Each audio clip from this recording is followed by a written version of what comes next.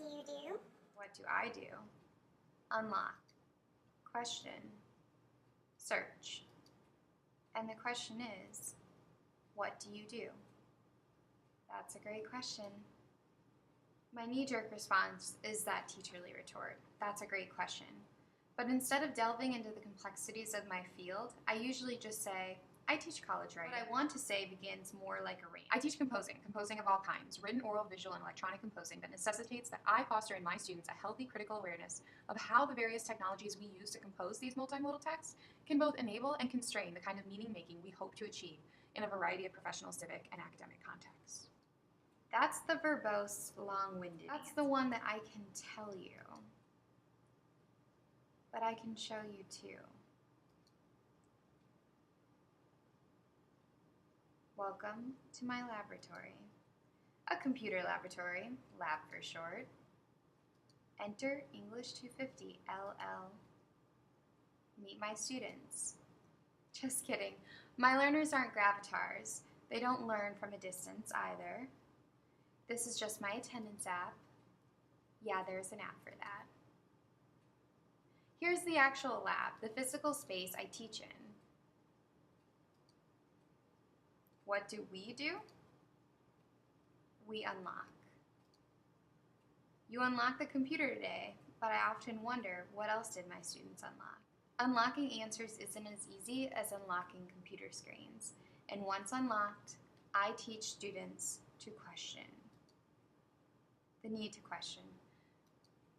Technologies we use to question, questions we have about technology, and even technologies in question, such as WordPress. It's our course management system and blogging free write space. Oh, and our ePortfolio site too.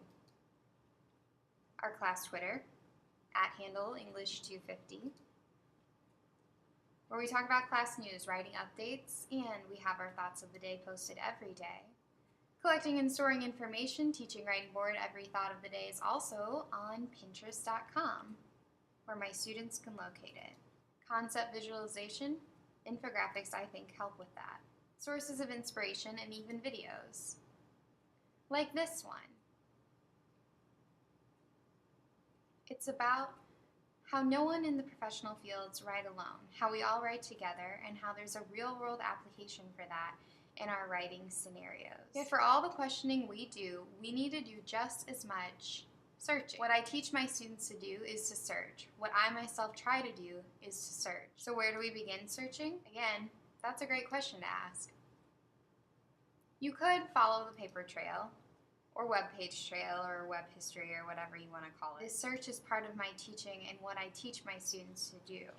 And so in troubleshooting, the challenges I work against are always present, or frequently renewing themselves, but patient searching for these solutions can enable significant recognition of digital literacy, multimodality, technologies in teaching, writing as a social process, and also communicative ethics. Those are my and they are likely to change as my field does and as I reflect on my practice.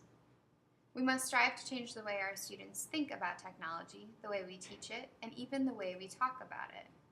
And perhaps it's time to stop saying we're troubleshooting technology. It is more aptly replaced with the term revising.